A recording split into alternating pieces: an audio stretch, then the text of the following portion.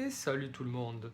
On part sur une petite présentation d'une extension que j'ai concoctée moi-même sur le jeu Bloodborne, le jeu de plateau, pour un petit peu apporter quelques petits suppléments dans le jeu. Alors, c'est tout bête, hein. Il y en a plusieurs. J'ai fait plusieurs petites extensions pour ce jeu. Donc, ces extensions maison, hein, c'est fabriqué maison, voilà, ça peut créer des variantes, ça ajoute des choses. Là, en l'occurrence, je vais plutôt évoquer cette extension-là. En fait, j'ai apporté des nouveaux attributs, autres que la vitalité, la force, les attributs que vous connaissez déjà. Alors, je vais faire vidéo par vidéo parce que moi, vous avez compris, au bout d'un moment, je fais des petites vidéos assez courtes.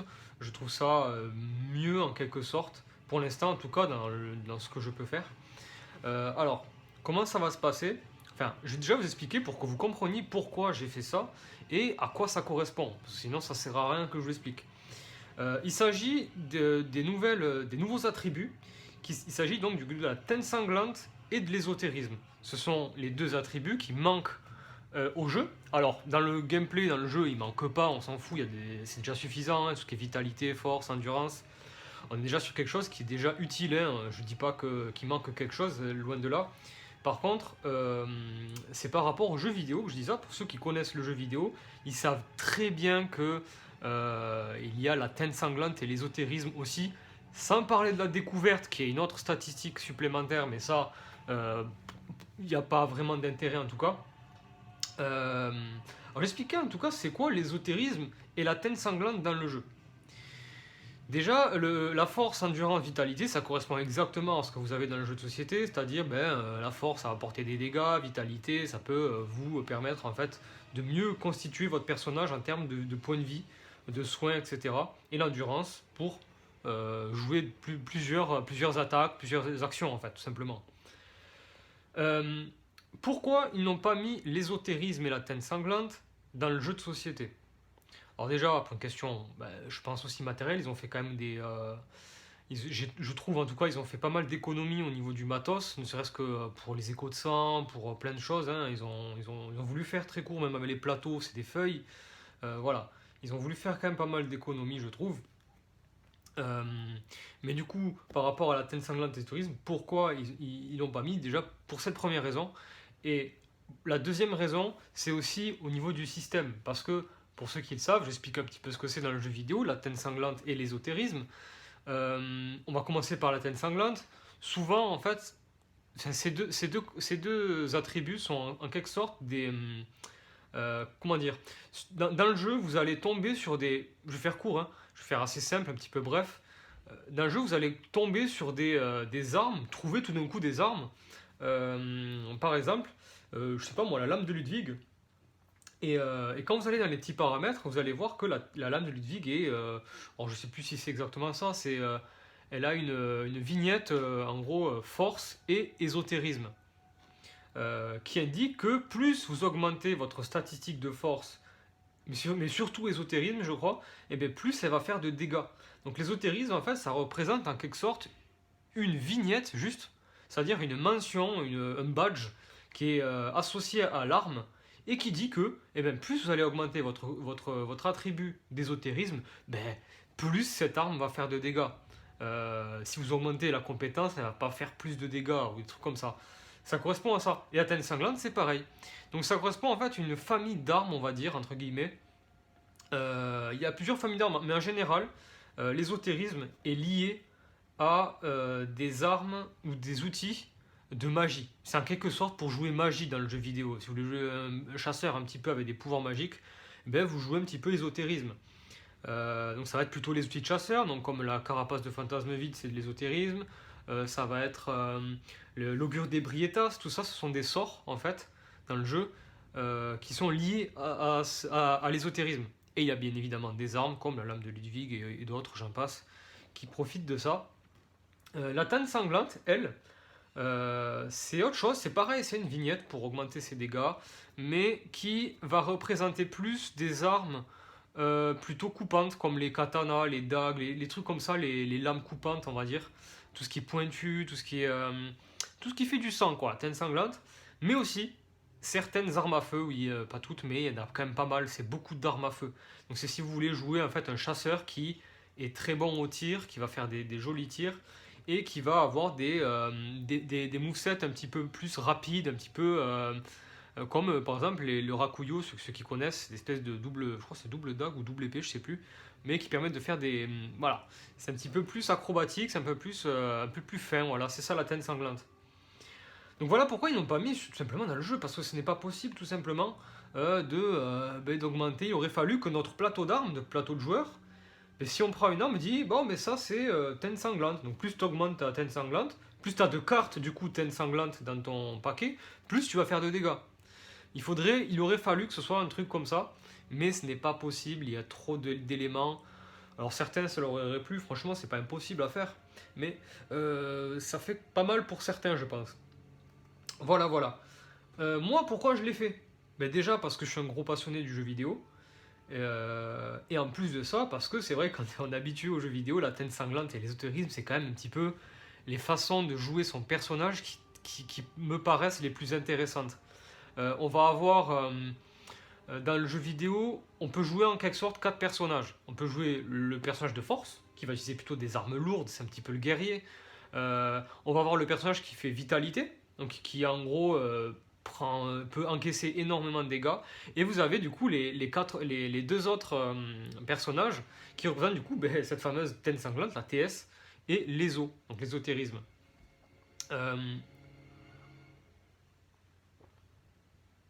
J'en profite. Mais du coup, ce qui explique que, par exemple, vous avez voilà, Ten Sanglante. Alors je vais commencer, je pense, par la Ten Sanglante. Et on fera l'ésotérisme dans la prochaine vidéo, donc je prends juste les cartes et je vais vous les présenter. Alors, ça va être un petit peu compliqué, il y a les sleeves, il doit y avoir des reflets, c'est des petites cartes. Donc j'ai conservé les dos, hein, vous le voyez bien, c'est les mêmes dos. Et là, vous vous dites, mais qu'est-ce qu'il a fait? Qu'est-ce qu'il a foutu? Alors oui, je vais expliquer pourquoi. Parce que dans le jeu, voilà, non, c'est pas cela, c'est cela. Vous avez tous les attributs d'amélioration. Chaque exemplaire de carte y est 3 fois. Donc ça veut dire que viscéral, que vous voyez là, est 3 fois dans le grand deck. Alors moi je trouve que c'est un petit peu beaucoup. Enfin, si j'avais pas fait ça, je l'aurais quand même laissé. Hein. Je dis pas que c'était beaucoup. Hein. Mais j'ai laissé 2 exemplaires. Mais du coup, les 3e exemplaires de chaque carte, je les ai pris pour faire des nouvelles cartes. Tout simplement, comme ça il y en a quand même 2. Des viscérales, vous en retrouverez quand même 2. Mais par contre, le 3e tas qui manque, c'est tous les 3e exemplaires de chaque carte amélioration. Et je m'en suis servi pour faire du coup cette petite extension de maison, Ten Sanglante ésotérisme. Et ce sont des cartes que vous intégrez à ce paquet, hein, que vous pouvez trouver dans la réserve au rêve du chasseur.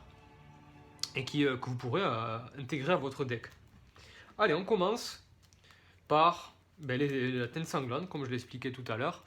On a combien de vidéos? 8 minutes, c'est parfait. Donc, déloyal. Alors c'est vrai que pour vous expliquer, chaque carte, chaque attribut va avoir un effet principal. Hein. L'endurance, c'est esquive, libéré, remplacement, il est quasiment à chaque fois. Quoi. Mais pour Ten Sanglante, c'est soigner 1. Je sais pas si vous le voyez vraiment. C'est soigner 1. Donc toutes les cartes Ten Sanglante vont avoir soigné 1. Voilà. Alors, je commence par déloyal. Après un déséquilibrement automatique, votre attaque gagne plus de dégâts. Alors, pour faire ça, il va falloir du coup déséquilibrer automatiquement avec son pistolet de chasseur un ennemi pour profiter de cet attribut. Donc l'attaque va gagner plus de dégâts. Alors, ça peut être très fort si c'est super bien placé, encore une fois. Il faut pouvoir avoir un intérêt de mettre de dégâts. Si c'est trop, ça sert à rien. Et le déséquilibrement automatique, il faut avoir un pistolet de chasseur, ou en tout cas cette mention pour pouvoir l'appliquer. Si on a une autre arme, ce n'est pas possible, c'est une carte qui ne nous intéressera pas. J'ai pas vraiment parlé d'un truc, c'est soigner 1. Alors pourquoi soigner 1 sur toutes les cartes Ten Sanglante? Parce que la Ten Sanglante, c'est le sang. Donc c'est des attaques en quelque sorte de sang, viscéral, on peut dire un petit peu les deux. On sait très bien que dans le jeu, le sang peut nous permettre de nous soigner. Donc je me suis dit pourquoi pas mettre soigner 1. Et puis, alors l'avantage c'est que c'est vrai que c'est rare de pouvoir se soigner dans ce jeu. Donc on peut soigner de 1 seulement. Ça nous fait rattraper ça nous restaurer un point de vie en jouant cette carte. Voilà, mais des fois, il y a quelques fois, on va pas en avoir besoin, puisqu'on va être à 6 points de vie déjà. Par exemple, quand on sort du rêve du chasseur et qu'on tombe sur cette carte, soigner 1, merci, c'est sympa. Mais voilà, plus on cumule, plus on peut soigner. Enfin bref, voilà. Donc j'en ai fini pour déloyal. On tombe maintenant sur chirurgical. J'espère que vous le voyez, je sais que c'est flou, je sais que c'est la galère. Chirurgical, soigner 1. Vous pouvez dépenser un écho de sang pour infliger 2 points, plus un dégât déséquilibrement. Donc, alors ça joue beaucoup avec déséquilibrement et dégâts, parce que ça correspond un petit peu aux armes à feu dans le jeu, puisqu'on joue beaucoup avec les armes à feu, on joue beaucoup avec le fait de déséquilibrer l'ennemi. Alors, qu'est-ce qui se passe? Vous pouvez dépenser un écho de sang, hop, tu dépenses un écho de sang, et ça va te permettre d'infliger plus 1 dégâts et déséquilibrement pour ton attaque. Encore une fois, hein, c'est pour ton attaque. Donc voilà pour chirurgical. Ensuite, létal, soigner 1, poison. Alors vous allez demander, mais comment ça, poison? On va infliger poison dans ce jeu? Dans le jeu vidéo, on peut infliger poison aux ennemis. Je crois que dans ce jeu de société, on ne peut pas. Il me semble que non. Alors moi j'ai mis poison, pourquoi? Puisque y a quand même un petit texte, j'ai quand même fait un petit texte avec quelques règles concernant le poison, puisque sinon, je sais pas ceux qui ont tilté, mais tu mets ça à un boss, c'est fini, hein, il meurt, il meurt très facilement. Donc évidemment j'ai fait un petit paragraphe de règles quand même liées aux altérations d'état. Donc poison, vous pouvez pas l'infliger à un boss. Et c'est à chaque tour, je crois, un truc comme ça, que tu perds un point de vie, que l'ennemi perd un point de vie lorsque tu l'infliges. Donc soigner 1, poison pour létal. Adepte. Donc adepte, voilà. Soigner 2, on peut soigner de 2, ou, c'est le choix ou l'autre, hein. Défausser une carte de votre main, puis piocher 2 cartes. Donc voilà, tu joues ça. Il te reste sûrement, je sais pas moi, 1 ou 2 cartes. Il faudrait qu'il t'en reste quand même. Pour pouvoir le faire. Donc tu vas défausser une carte qui t'intéresse pas et tu vas en piocher 2. Bonheur, la chance. Donc voilà, adepte, c'est soigner 2. Tu te soignes de 2. Si c'est pas intéressant, tu défausses une carte de ta main et tu pioches 2 cartes. Voilà pour adepte. Solennel. Alors solennel, c'est soigner 1 et piocher 1 plus retirer cette carte de votre deck. Quel est l'intérêt? Donc solennel, en fait, ça vous permet de soigner 1. Vous avez pioché une carte parce que c'est le petit truc sympa à avoir quand même quand tu la joues sur ton plateau d'armes. Et tu vas la retirer, c'est-à-dire que tu vas la sortir du jeu, en quelque sorte, cette carte, qui fait que tu vas avoir ce qui apporte l'intérêt d'avoir un deck à 11 cartes, qui fait que notre personnage va progresser plus rapidement dans la partie, puisque il est bon d'une carte, hein, je le sais, mais au moins ça va permettre d'une carte d'améliorer son deck plus facilement en fait, avec moins de cartes dedans, et avoir aussi moins de chances de tomber sur des mauvaises cartes. Donc voilà pour Solennel, donc il y a piocher 1 qui quand même nous permet de nous offrir quand même quelque chose, et on peut retirer cette carte de notre deck. Ensuite, vif. Alors vif, c'est soigner 1. Après l'attaque, donc c'est après notre attaque avec cette carte, rechargez votre arme à feu. Voilà, comme je vous expliquais tout à l'heure, l'arme à feu est assez présente. Donc si on l'a utilisée, à ce tour ou avant, on peut la recharger gratos grâce à vif. Patient. Alors patient, c'est soigner 1. À l'activation de l'ennemi, plus un dégât déséquilibrement.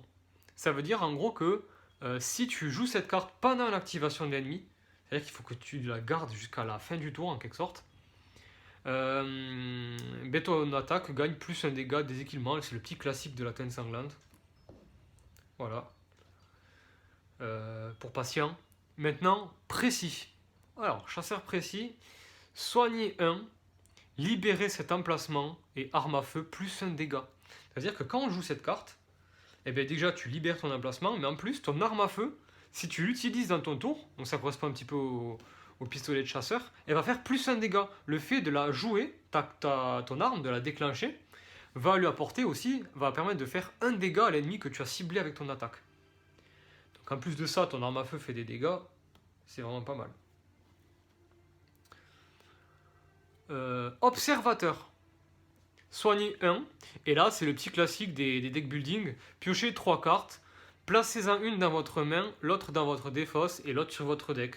Donc là, observateur, ça te permet quand même de piocher 3 cartes, de voir un petit peu 3 cartes que tu as, et tu vas organiser un petit peu ton deck avec cette carte-là. Et la dernière, c'est là, il y en a 10 par extension, c'est impitoyable. Impitoyable, c'est soigner 1, et abattage, donc vous savez tous qu'abattage c'est quand on tue un ennemi, plus un écho de sang. Donc au lieu d'en récolter 1, mais t'en récoltes 2. Si tu as tué l'ennemi avec cette carte. Enfin, dans ce tour quoi, où tu as joué cette carte. Voilà. Voilà pour impitoyable. Mais j'en ai terminé avec la Teine sanglante. Et je vais refaire peut-être une vidéo, il y a quand même 16 minutes. Je vais faire une petite vidéo pour l'ésotérisme. On se dit à de suite pour la suite des cartes.